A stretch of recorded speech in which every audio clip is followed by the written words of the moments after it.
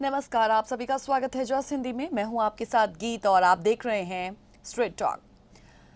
बात आज करेंगे पश्चिम बंगाल की मुख्यमंत्री ममता बनर्जी की, जो फिलहाल अभी मिशन दिल्ली के दौरे पर हैं और इस मिशन दिल्ली को सीधे तौर पर मिशन 2024 के तौर पर देखा जा रहा है। सवाल ये उठ रहा है कि बंगाल के बाद क्या देश में भी अब खेला होगा। ये सवाल इसलिए उठ रहा है क्योंकि पश्चिम बंगाल की मुख्यमंत्री ममता बनर्जी चुनाव जीतने के बाद पहली बार दिल्ली में, और दिल्ली आने से पहले ही, क्योंकि उन्होंने विपक्ष को साथ आने की दावत दी है। हम देखते हैं कि इन बिटवीन बंगाल के चुनावों के दौरान दीदी ओ दीदी और जय श्री राम के नारों के राजनीतिकरण से बेहद नाराज, बेहद खफा ममता बनर्जी इस दौरान पीएम मोदी से भी मुलाकात करती हुई नजर आई हैं। और इस बीच अब विपक्षी पार्टियों के तमाम जो टॉप की सीनियर लीडर्स हैं उनके साथ भी अब उनकी मुलाकात कल होगी। इन मुलाकातों के मायने निकाले जा रहे हैं, इनका सिग्निफिकेंस निकाला जा रहा है। मायने दो तरीके के निकाले जा सकते हैं। पहला ये कि बिखरे हुए विपक्ष को एक करना, और दूसरा क्या दीदी की नजर पीएम की कुर्सी पर है। पश्चिम बंगाल चुनाव के बाद भी ममता के लिए ऐसा लगता है कि लड़ाई जो है वो खत्म हुई नहीं है। ऐसा लगता है कि वो आखिर तक लड़ना चाहती हैं। उसी संदर्भ में ममता बनर्जी का मिशन दिल्ली, जिसे मिशन 2024 के रूप में भी देखा जा रहा है, अब ये जो दिल्ली में दीदी एंटी बीजेपी फ्रंट की जमीन तैयार करने की कोशिश शुरू कर चुकी हैं, उसमें दीदी के रोल को किस तरीके से देखा जाए। क्या एंटी बीजेपी फ्रंट तैयार कर विपक्ष तैयार करना ही विपक्ष के लिए आसान होगा? आज बात ममता बनर्जी के इसी मिशन दिल्ली पर होगी। आइए करते हैं शुरुआत आज के स्ट्रेट टॉक की। ममता का मिशन दिल्ली 2024 के लोकसभा चुनावों को अभी फिलहाल काफी वक्त है, 2.5 साल से ज्यादा का समय है, लेकिन विपक्ष ने पीएम मोदी को हराने की भूमिका अभी से तैयार करनी शुरू कर दी है। हम आज देखते हैं कि ममता बनर्जी इसमें सबसे आगे चल रही हैं, क्योंकि उन्हें लगता है कि वो 2024 के आम चुनावों में विपक्ष की ओर से पीएम उम्मीदवार बन सकती हैं, और इसके लिए उन्होंने बैटिंग करनी भी शुरू कर दी है। अब आप तो जानते हैं कि 2019 लोकसभा चुनावों से पहले विपक्षी पार्टियों का ना थर्ड फ्रंट बना और ना ही कांग्रेस के साथ कोई बड़ा अलायंस हो सका। लेकिन ये पहला मौका है जब ममता बनर्जी खुद सबको साथ आने के लिए लगातार कह रही हैं। इस दिल्ली दौरे से पहले भी 1993 में कोलकाता में युवा कांग्रेस की रैली में मारे गए 13 लोगों को याद करने के लिए हर साल तृणमूल कांग्रेस 21 जुलाई को शहीद दिवस मनाती है। और इसी शहीद दिवस के दौरान हमने देखा कि ममता बनर्जी ने 2024 के लोकसभा चुनावों का बिगुल बजाते हुए अपने स्पीच में न केवल वो बीजेपी के खिलाफ चौतरफा हमला करती हुई नजर आई, बल्कि उन्होंने कहीं ना कहीं ये भी संकेत दे दिया कि तृणमूल राष्ट्रीय राजनीति में एक महत्वपूर्ण भूमिका निभाने के लिए एकदम तैयार है। ममता बनर्जी ने हाल ही में कहा था कि हमारा एक ही हित है, जो देश और उसके लोगों को बचाना, देश के हित, संघीय ढांचे और अन्य राज्यों को बचाना। तो जाओ और अपने नेताओं को मनाओ ताकि हम अभी से ही मोर्चे पर काम करना शुरू कर सके। हमें एक मोर्चा बनाने और एक सामान्य कारण के लिए लड़ने की बेहद जरूरत है। एकजुट होकर बीजेपी के खिलाफ लड़ें, तभी हम इस देश को बचा सकते हैं। ये जो वो उनके शब्द हैं जो ममता बनर्जी ने अपनी स्पीच में इस्तेमाल किए। अपनी स्पीच में ममता बनर्जी ने कहीं ना कहीं ये चेता दिया कि बहुत देर हो जाएगी अगर दूसरी बातों पर और समय यूं ही बर्बाद करते रहे। इन तमाम परिस्थितियों को देखकर, उनके इस दिल्ली दौरे से पहले भी जो अभी फिलहाल सिचुएशंस निकल कर आई सामने, उन तमाम परिस्थितियों को देखकर ऐसा लगता है कि दीदी अब फाइनल लड़ाई के मूड में हैं। बंगाल चुनाव के बाद ऐसा लगा नहीं है कि उनकी लड़ाई खत्म हुई है। खैर, सवालों पर भी नजर डाल लेते हैं आज के स्ट्रेट टॉक पर जो हम लेकर हाजिर हुए हैं इस विषय से जुड़े हुए। इन सवालों पर कॉल कीजिएगा, अपनी राय हमारे साथ साझा कीजिएगा। इस मिशन दिल्ली पर ओवरऑल आप बात रख सकते हैं तो अपनी बात हम तक जरूर पहुंचाइएगा। सवाल पहला कि पीएम मोदी से ममता बनर्जी की मुलाकात को आप कैसे देखते हैं? सवाल ये भी कि क्या 2024 में ममता बनर्जी विपक्ष का बड़ा चेहरा हो सकती हैं? क्या वो पीएम की दावेदार भी मानी जा सकती हैं। अगर आप भी उन्हें इस तरीके से कंसिडर करते हैं तो अपनी राय हमारे साथ जरूर साझा करें। क्या 2024 में ममता विपक्ष का बड़ा चेहरा बन सकती हैं? जो दूसरे दल हैं, दूसरे राज्यों के जो क्षेत्रीय दल हैं, उनको क्या ममता बनर्जी एक्सेप्ट होंगी? सवाल ये भी कि क्या कांग्रेस ममता बनर्जी के नाम पर कभी तैयार होगी भी? कांग्रेस के दिल में ममता बनर्जी के लिए क्या है? सवाल ये भी कि आज विपक्ष एक तरीके से बिखरा हुआ है। अगर हम कांग्रेस की ही बात करें तो उनके अंदर ही एक अंदरूनी लड़ाई, एक कलह जो है वो हर वक्त देखने को मिलती है।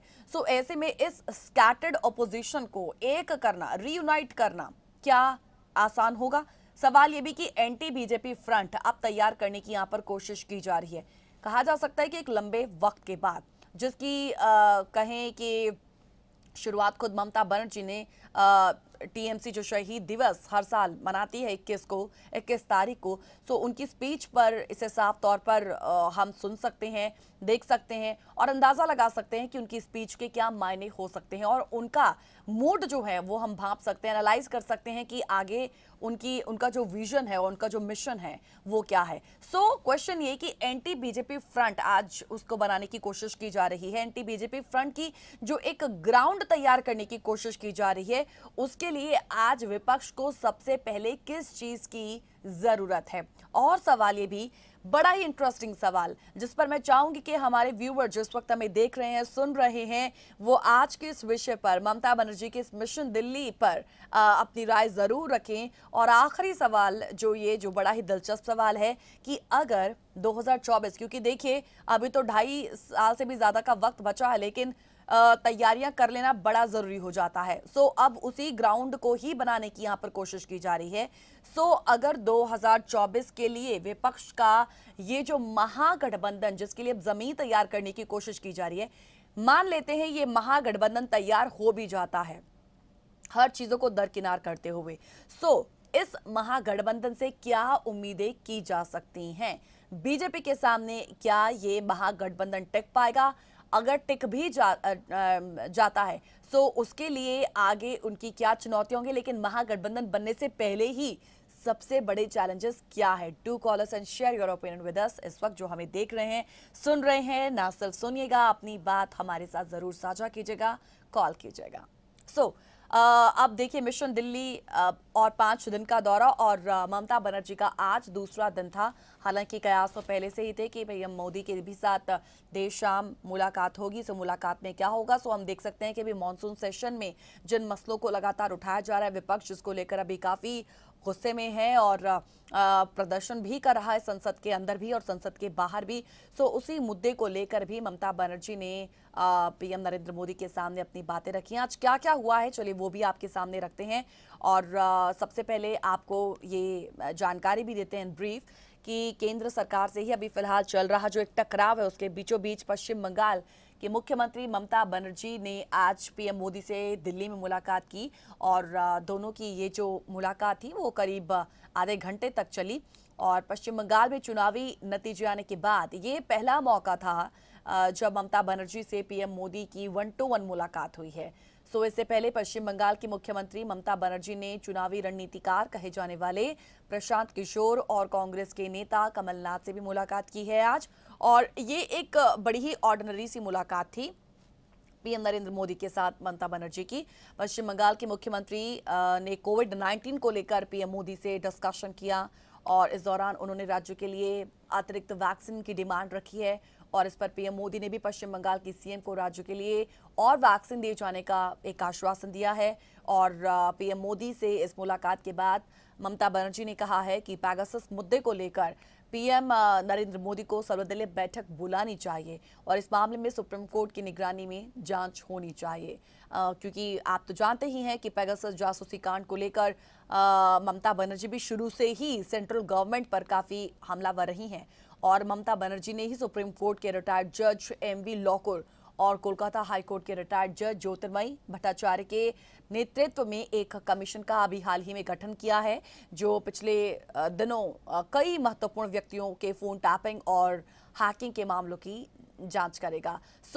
ममता बनर्जी की मोदी से मुलाकात ऐसे वक्त में हुई है जब ममता बनर्जी पेगासस जासूसी विवाद और मीडिया हाउसेस पर रेड जैसे मुद्दों को लेकर सेंट्रल गवर्नमेंट पर काफी ज्यादा हमलावर रही हैं। और इससे पहले ममता बनर्जी ने पेगासस जासूसी विवाद को लेकर ही केंद्र की नरेंद्र मोदी सरकार पर देश को निगरानी वाला राष्ट्र बनाने का प्रयास करने का आरोप लगाया था। ममता बनर्जी ने विपक्षी दलों से उस वक्त कहा था कि 2024 के लोकसभा चुनाव में बीजेपी को हराने के लिए अभी सभी को साथ आना होगा और कहा कि स्पाईवेयर का इस्तेमाल करके नेताओं, वर्कर्स, पत्रकारों आदि को निशाना बनाने वाले कथित जासूसी प्रकरण का संज्ञान लेना होगा। सो बहरहाल जानकारी के मुताबिक अपनी दिल्ली यात्रा के दौरान ममता बनर्जी अभी कांग्रेस समेत कुछ अन्य विपक्षी दलों के साथ मुलाकात कर सकती हैं। और इससे पहले पीएम मोदी से ममता बनर्जी की मुलाकात जो रही है वो काफी विवादों में रही है। और मई के महीने में भी आप देखते हैं कि चक्रवात यास से हुए तमाम जो नुकसान है उसकी समीक्षा के लिए पीएम मोदी की अध्यक्षता में एक बैठक बुलाई गई थी, जिसमें ममता बनर्जी ने बहुत कम वक्त निकाला और ये भी काफी ज्यादा कंट्रोवर्शियल रहा। और इसके अलावा माना जाता है कि ममता बंगाल चुनाव के दौरान पीएम मोदी का ममता बनर्जी को हर अपने संबोधन में दीदी ओ दीदी कहने से भी ममता काफी नाराज थी।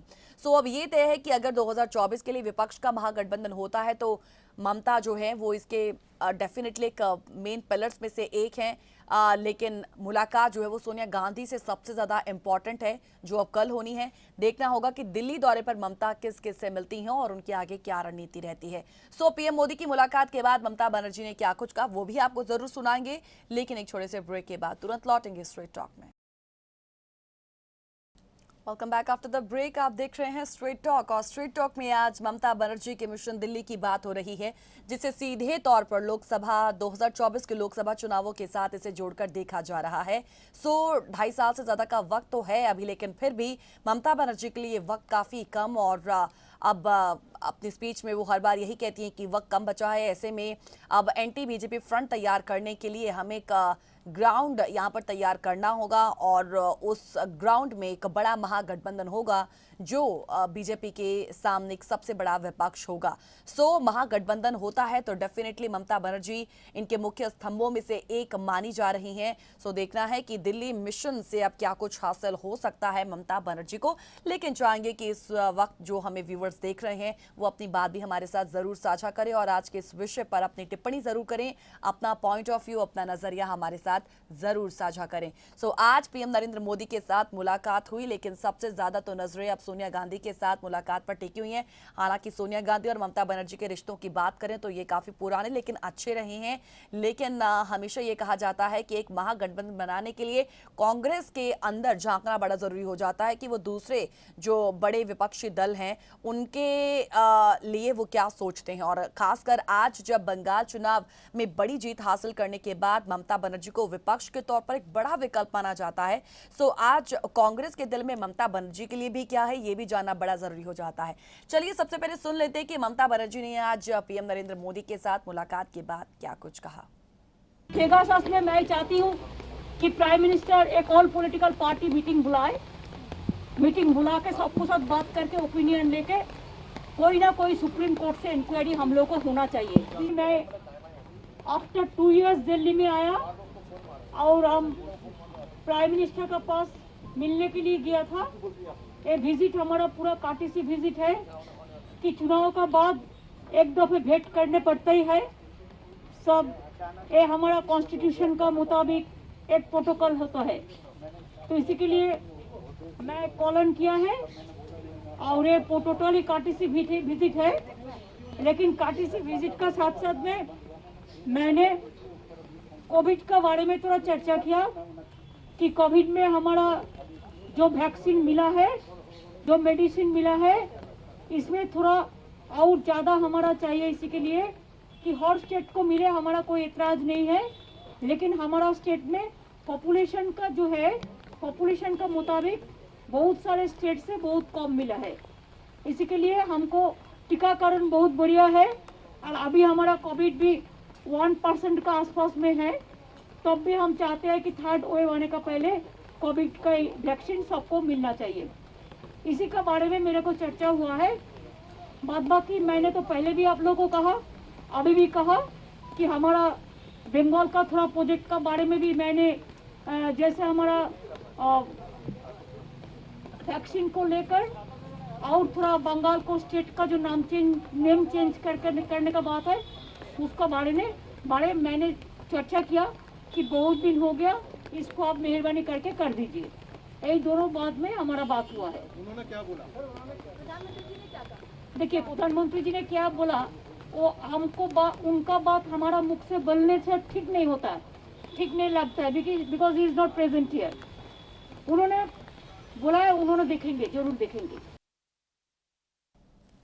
तो इस मुलाकात को बेहद सामान्य मुलाकात माना जा रहा है। जो इश्यूज ममता बनर्जी उठाती रही हैं अपने राज्य में भी, वो आज दिल्ली आकर पीएम नरेंद्र मोदी के सामने वो इश्यूज रखे हैं। और हालांकि पीएम नरेंद्र मोदी की ओर से अभी सिर्फ आश्वासन दिया गया है, लेकिन ममता बनर्जी ने इस पर कुछ भी बोलने से इनकार कर दिया। थोड़ा सा पीछे जाएंगे तो ठीक एक हफ्ते पहले की बात करेंगे। आप तो जानते हैं कि पश्चिम बंगाल में कोई कार्यक्रम हो और ममता बनर्जी को उसमें भाषण देना हो तो वो बहुत कम ही हिंदी में बोलती हैं, या तो अंग्रेजी का इस्तेमाल करती हैं या तो वो बंगाली भाषा का इस्तेमाल करती हैं।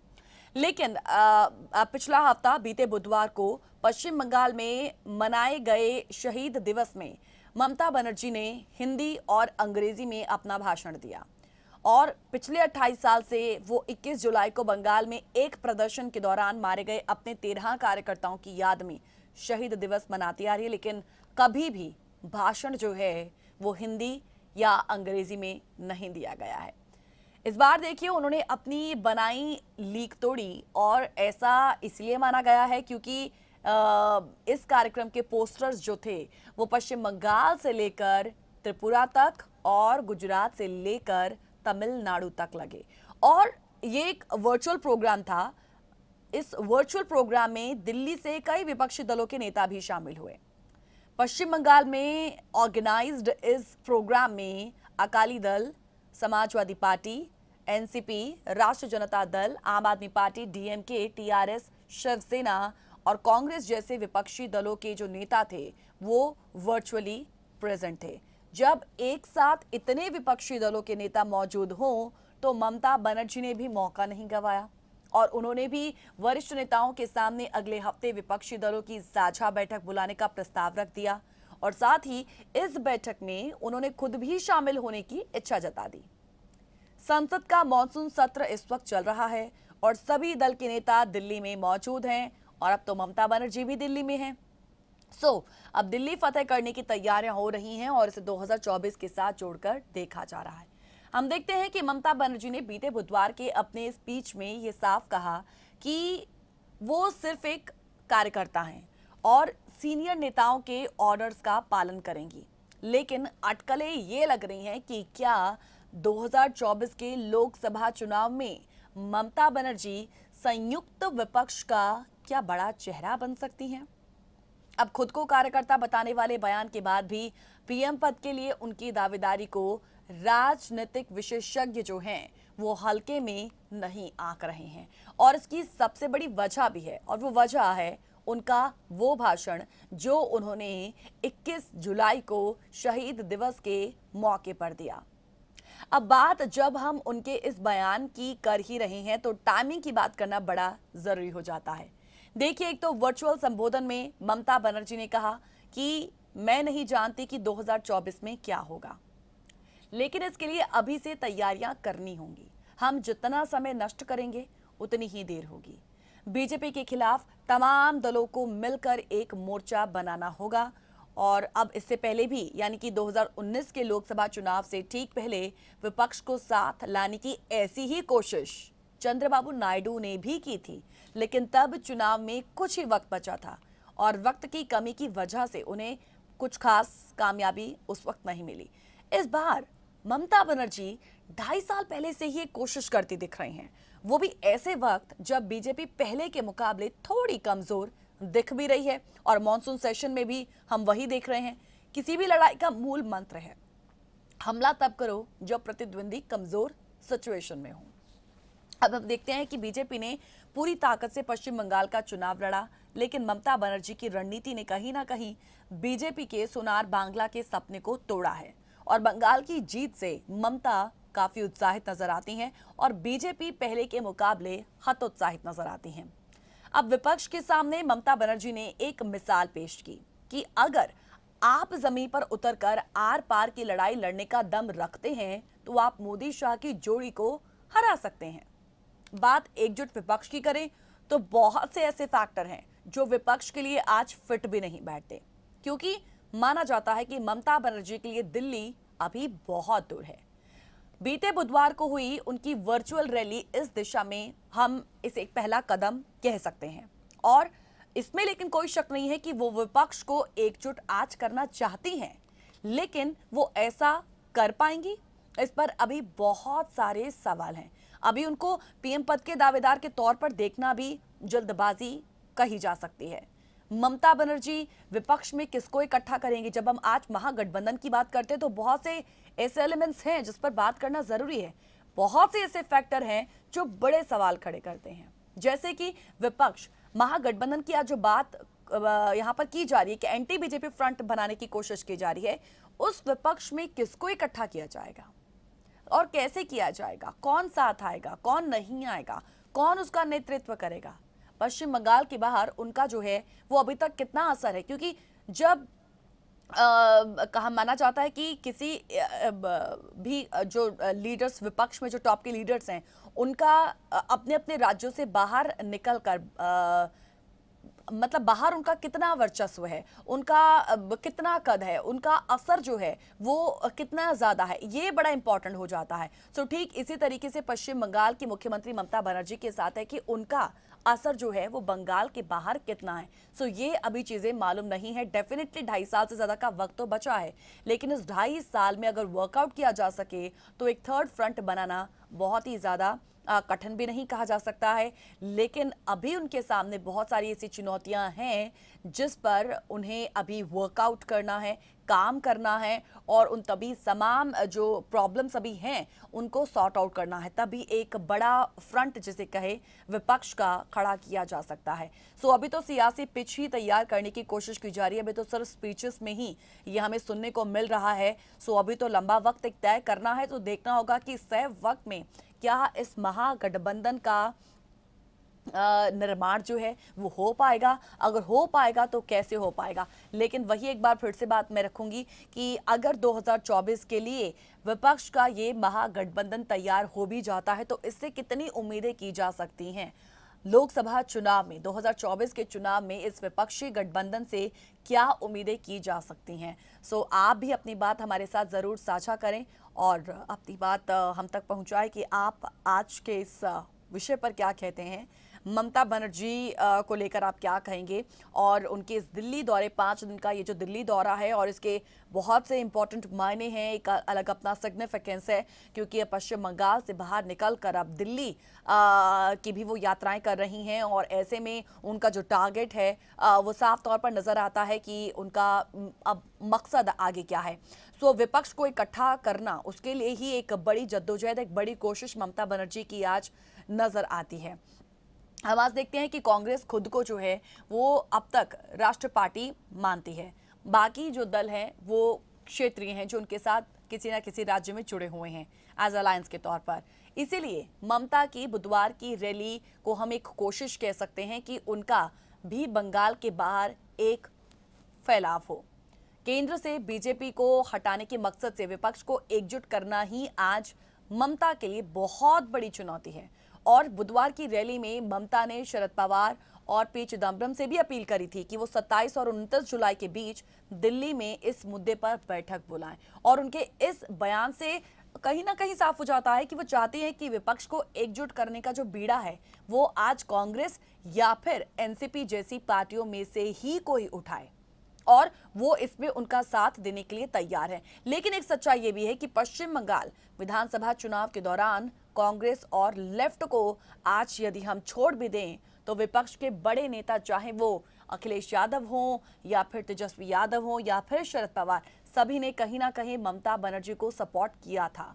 और हम देखते हैं कि विधानसभा चुनावों के दौरान भी जिन पार्टियों ने ममता बनर्जी को सपोर्ट किया वो आज भी उनके साथ खड़ी नजर आती हैं। और अब ममता उस समर्थन को संसद की कार्रवाई से लेकर अलग अलग राज्यों के विधानसभा चुनाव में से पहुंचाना चाहती हैं। सो ममता ना केवल पूरे विपक्ष को बल्कि किसानों को भी साथ लेकर चलने की बात तो कर रही हैं और साथ ही हर मंच पर जनता से जुड़े मुद्दे भी उठा रही हैं। सो देखना होगा कि इसका आगे आने वाले वक्त में असर किस तरीके का हो सकता है। फिलहाल एक और छोटे से ब्रेक के लिए रुक रहे हैं, जल्द लौटेंगे। Welcome back after the break. Straight talk में आज बात ममता बनर्जी के मिशन दिल्ली की बात हो रही है और अब फिलहाल इस 5 दिन के दौरे पर राजनीतिक विश्लेषकों का भी अपना एक आकलन सामने आता है और उनका साफ तौर पर आज मानना है कि पश्चिम बंगाल में बीजेपी के साथ जो हुआ है, अगर किसी भी तरह से अब यूपी के चुनाव में जो अगले साल होने हैं वो अगर खेल हो जाए या बीजेपी की सीटें कुछ घट जाएं तो 2024 में विपक्ष का काम बेहद आसान हो जाएगा। लेकिन इसके लिए उत्तर प्रदेश की क्षेत्रीय पार्टियों को कुछ वैसा ही करना होगा जैसा ममता ने बंगाल में कर दिखाया है। हालांकि अखिलेश यादव ने एक इंटरव्यू के दौरान भी साफ कहा, जिसे हम भुला नहीं सकते हैं, जिसे नकारा नहीं जा सकता है। उन्होंने कहा था कि सपा छोटे दलों के साथ गठबंधन करेगी क्योंकि बड़ी पार्टियां अक्सर बंटवारे में ज्यादा सीटें मांगती हैं, जबकि उनका प्रदर्शन उस हिसाब से कभी सामने नहीं होता है। सो ऐसे में विधानसभा चुनावों में विपक्षी पार्टियां अलग अलग लड़ें और लोकसभा में साथ आए, ये फॉर्मूला कितना कारगर होगा इसका आकलन अभी से करना मुश्किल है। ममता की बुधवार की रैली में बीएसपी लेफ्ट नेशनल कॉन्फ्रेंस और पीडीपी की तरफ से कोई आया नहीं था। सवाल आज अब ये आता है कि कांग्रेस के दिल में आज ममता बनर्जी के लिए क्या है? क्या सोनिया गांधी और एनसीपी के चीफ पवार को ममता कभी स्वीकार भी होंगी या नहीं? इस पर राजनीतिक एक्सपर्ट्स का मानना है कि विपक्ष को एकजुट करने में सोनिया गांधी और पवार जैसे बड़े नेताओं का रुख अहम डेफिनेटली है और विपक्ष के नेताओं को साथ लाने में प्रशांत किशोर की भूमिका भी अहम है। भले ही कांग्रेस में अंदरूनी कलह चल रही हो, इस वक्त पिछली 2 लोकसभा चुनावों में ज्यादा सीटें ना मिली हों, विधानसभा चुनाव में पार्टी का प्रदर्शन बेहतर ना रहा हो, लेकिन इन सब के बावजूद कांग्रेस अब तक बिग ब्रदर वाले अपने रोल से बाहर नहीं निकल पाई है और इस बात को नकारा नहीं जा सकता है।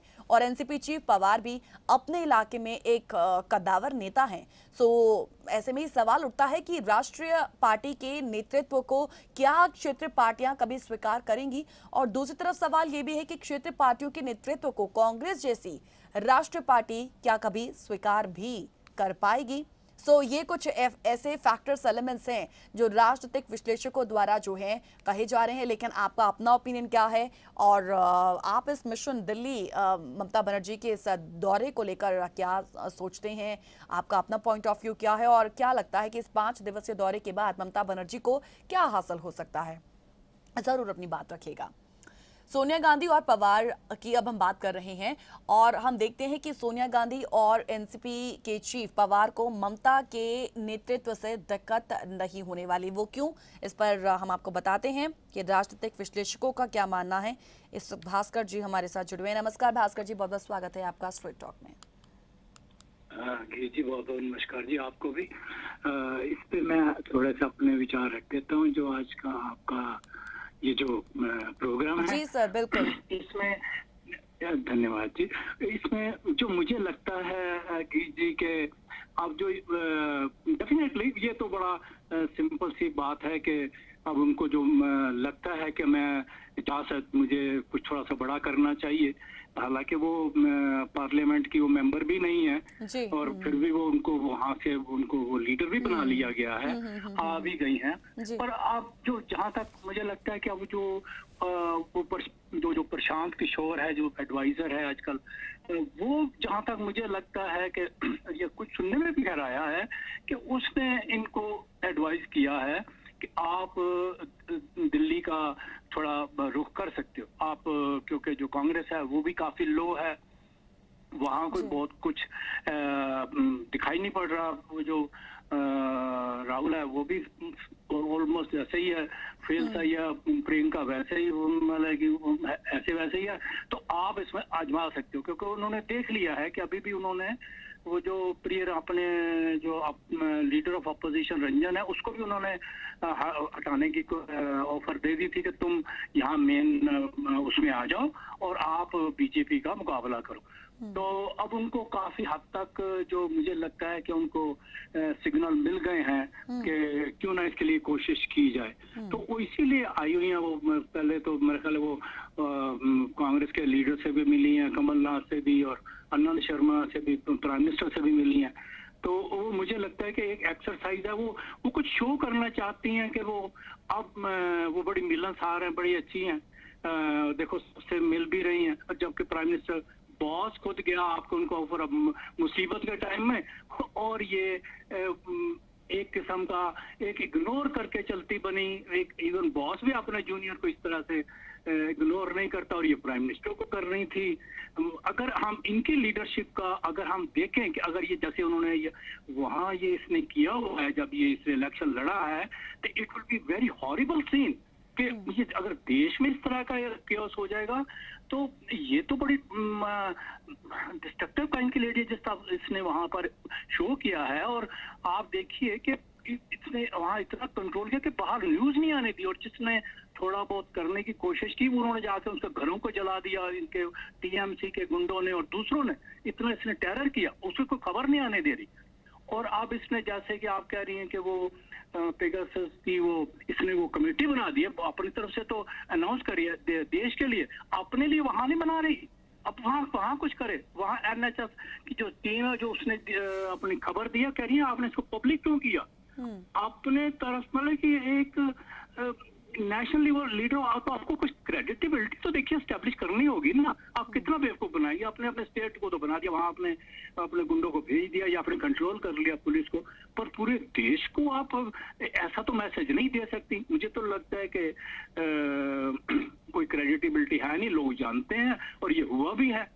तो ये जो एक्सरसाइज है वो तो खैर ये कर ही सकती हैं, और अब वो कितना मानेंगे कितना नहीं मानेंगे दूसरे लीडर्स, वो भी एक डिपेंड करता है वो आगे की सिचुएशन। तो मुझे तो कुछ ऐसे लगता है अब कितना वो ये आपस में मिल बैठ के कर पाएंगे लेकिन उसने एक शुरुआत तो की है, पर मुझे नहीं लगता कि बहुत देखिए ये नेशनल लेवल की लीडर है, ये इसमें वो कैपेबिलिटी है कि वो उनको सारा ले सकती है। थोड़ा बन भी जाएगी तो हाल तो वही होगा कि जो जैसे वो तितर बितर दूसरे हो जाएंगे या वो उनको नहीं कर पाएंगे, खड़ा नहीं हो पाएंगे बीजेपी के आगे, वैसे इसका होगा। मुझे नहीं लगता कि बहुत फर्क पड़ेगा ये भी, क्योंकि इसकी क्रेडिटेबिलिटी नहीं है ना। देखिए वो प्रॉब्लम वो नहीं है, क्यों नहीं, लीडरशिप होनी चाहिए, लेकिन उसको लाइए कि जिसने प्रूवन एबिलिटी हो, लोग उस पर विश्वास करें। इस पे कौन विश्वास करेगा? जब ये रेलवे मिनिस्टर भी रही थी ना जी, आप रेलवे का हाल देख लीजिए, वो हालत खराब कर दी थी इसने।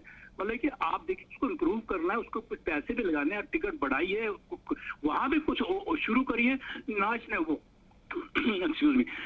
वो कुछ किया ना, मतलब कि रेलवे की हालत वो भी कम्युनिस्ट वाली बना दी थी इसने। और जहां जहां इसकी आप वर्किंग देखिए तो उसमें आपको कुछ वो दिखाई नहीं देगा कि इसमें वो एबिलिटी है कि ये कुछ अपलिफ्ट कर सकती है।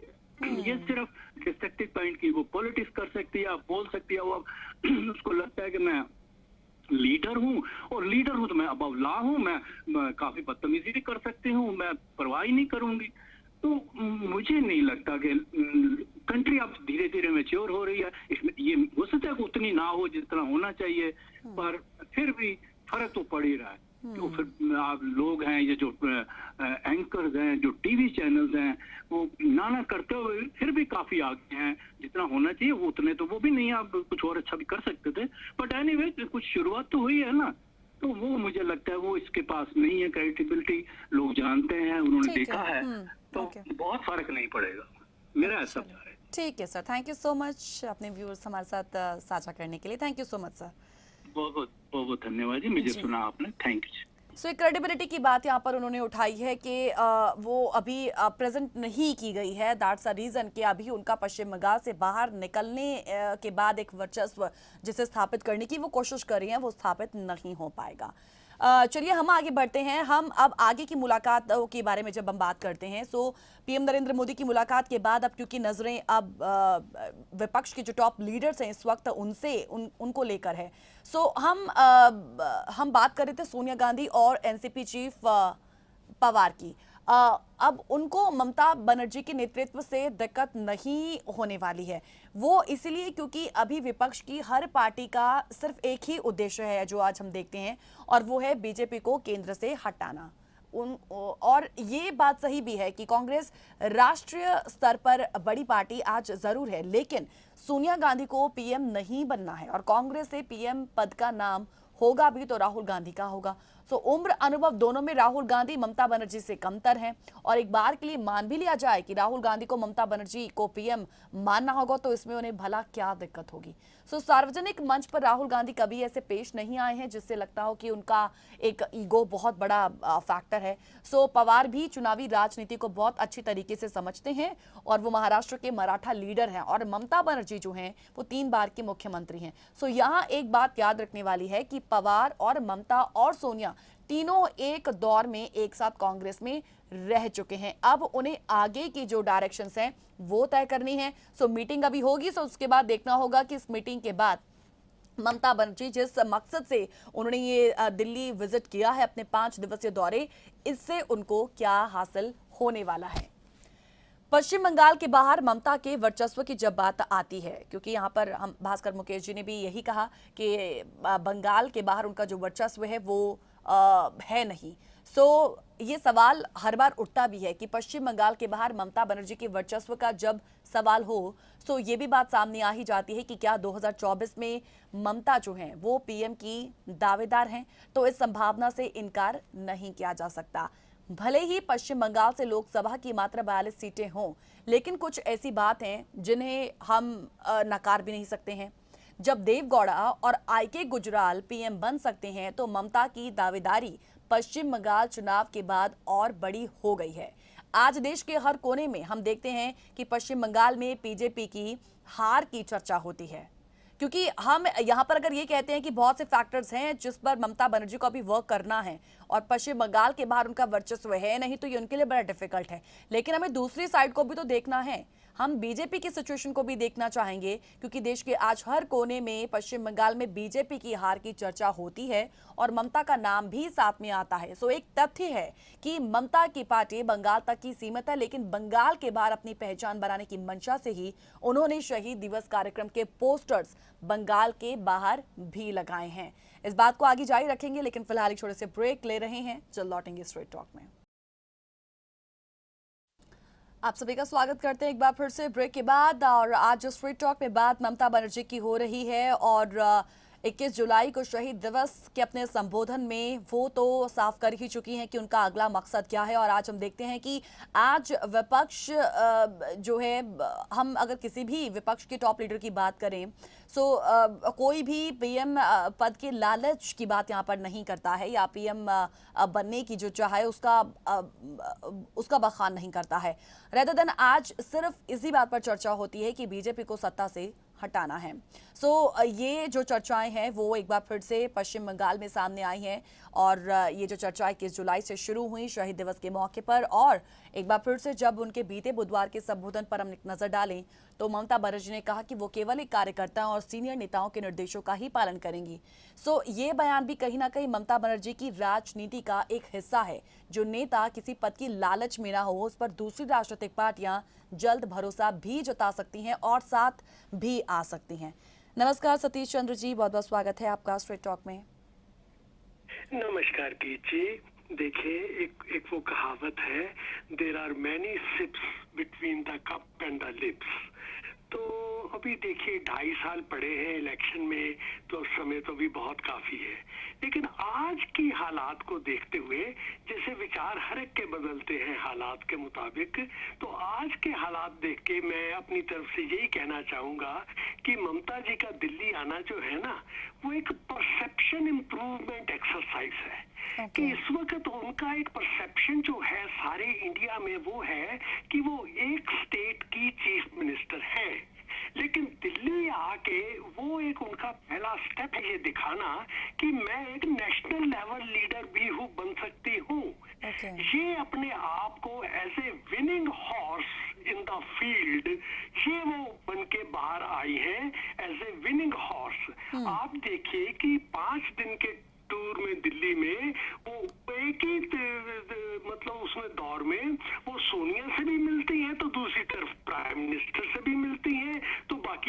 लीडर से भी मिलती हैं और देखिए सभी ने उनको एक्सेप्ट भी किया।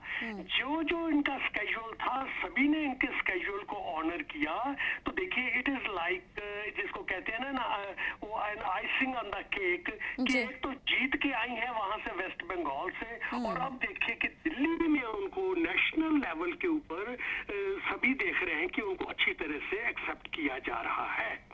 तो ये गीजी भी एक उनकी एक एक्सरसाइज है अपना इम्प्रूव परसेप्शन बिल्डअप करने। अब इस वक्त बात आती है गीजी गोइंग फॉरवर्ड, मान लीजिए कि अब सिचुएशन ऐसी आ ही जाती है अपोजिशन की। देखिए आज हम कहते हैं कि बीजेपी की अपोजिशन कौन है? कांग्रेस है। टीजी कहाँ है कांग्रेस? एक तरफ तो C23 है कांग्रेस के जो 23 लोग जिनको क्योंकि सोनिया ने पहले ही बाहर करके रख दिया है, वो 23 के 23 बड़े पुराने कांग्रेस के दिग्गज लोग हैं, वो आज कांग्रेस के साथ नहीं है। लेकिन आज उनके पास कहीं इकट्ठा होने का फोरम नहीं है। ये ममता जी जो है ऐसे इंटेलेक्चुअल ऐसे स्ट्रॉन्ग ग्रुप को एक फोरम दे रही हैं कि अगर मैं प्राइम मिनिस्टर बनती हूँ, अगर मैं नेशनल लेवल लीडर बनती हूँ, मोदी के सामने खड़ी होती हूँ और आप मेरे साथ आते हो, तो देखो आपके भी और हमारे चांसेस जो है कितने ब्राइट हैं, कितने प्रॉस्पेक्ट्स हैं। अगर एग्जिस्टिंग कांग्रेस देखी जाए आज तो सिर्फ 5 लोग हैं, सोनिया, प्रियंका, राहुल और साथ में इनका सुरजेवाला और 5वां इनका चिदम्बरम। तो देखिए कांग्रेस जो आज इन एक्शन है, जिसको ये कांग्रेस परसीव करके चल रहे हैं कांग्रेस वाले, वो तो सिर्फ 5 लोग हैं। जो इनका दिमाग है, जो इनका इंटेलेक्चुअल था, जो ब्रेन पावर थी, जो प्लानर्स थे, वो तो सारे के सारे इन्होंने एक तरफ करके रख दिए जो 23 लोग थे।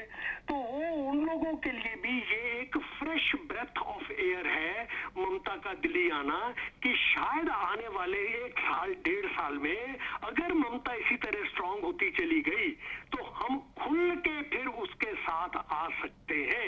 ये एक पॉसिबिलिटी है। मैं जैसे आपको बिल्कुल बता रहा बिल्कुल हूं कि ये मेरी नजर में एक पॉसिबिलिटी है उन लोगों के लिए जो बड़े दावर लोग हैं अपनी पार्टियों में, लेकिन आज उनका अपनी पार्टी में कोई फ्यूचर नहीं है। उनका फ्यूचर जो है किसी और प्रोग्रेसिव फ्रंट के साथ है।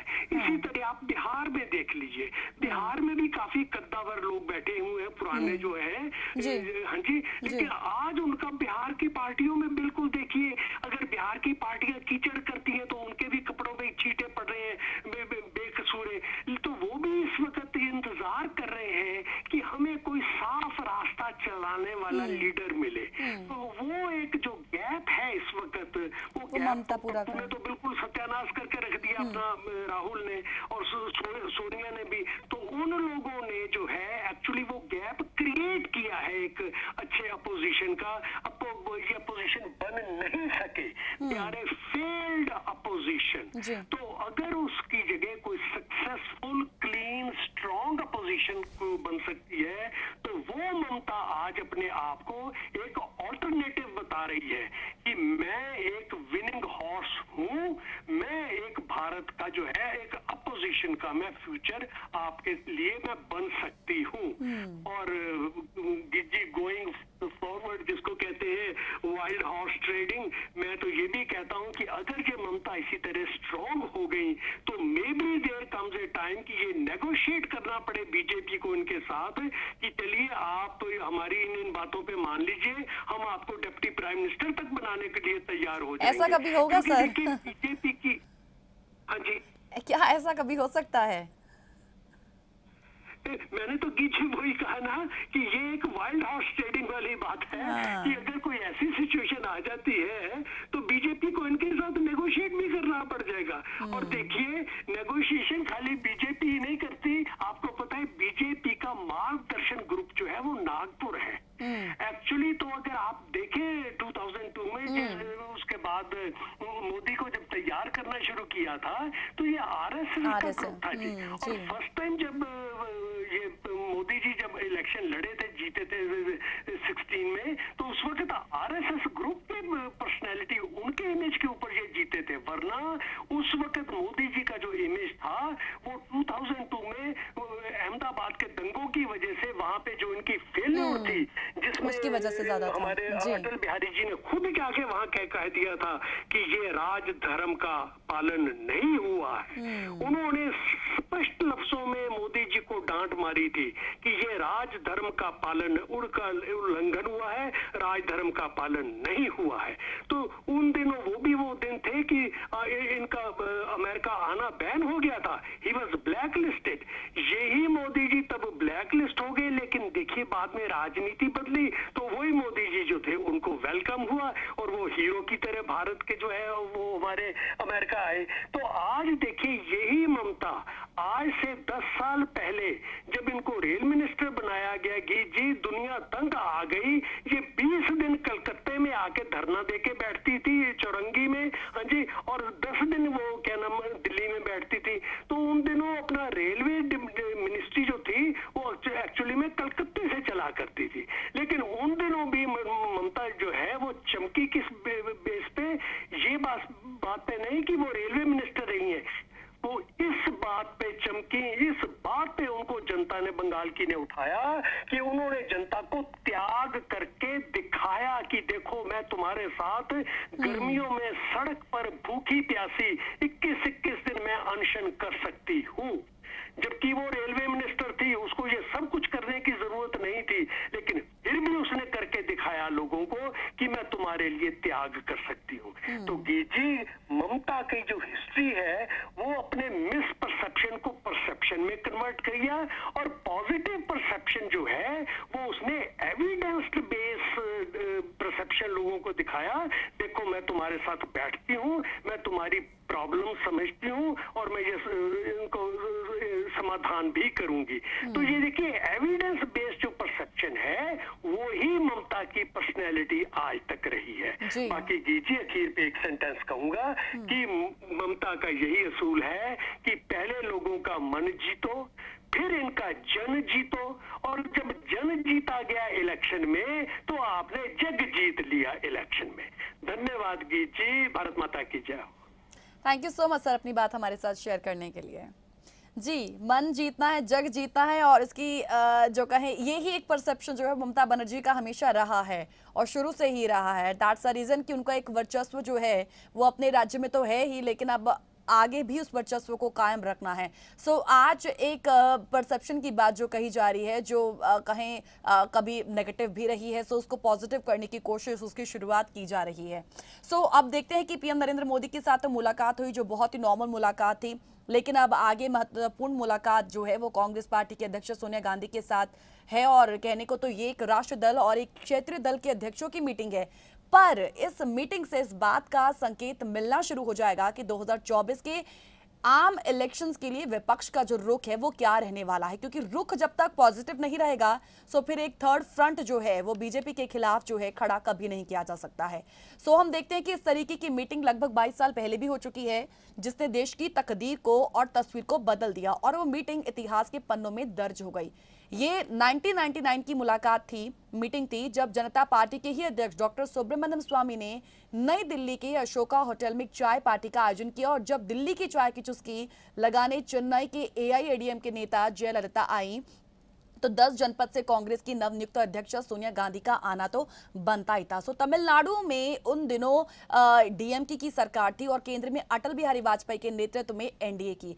सो डीएमके उन दिनों एनडीए में होती थी और चाय खत्म होते होते विपक्ष की राजनीति रूपरेखा तक तैयार हो गई, और स्वामी के तर्क ने जयललिता और सोनिया गांधी दोनों को जांचा कि अगर कांग्रेस और एआईएडीएम के साथ हो जाए, लालू और मुलायम भी जुड़ जाए तो केंद्र में विपक्ष की सरकार बन सकती है।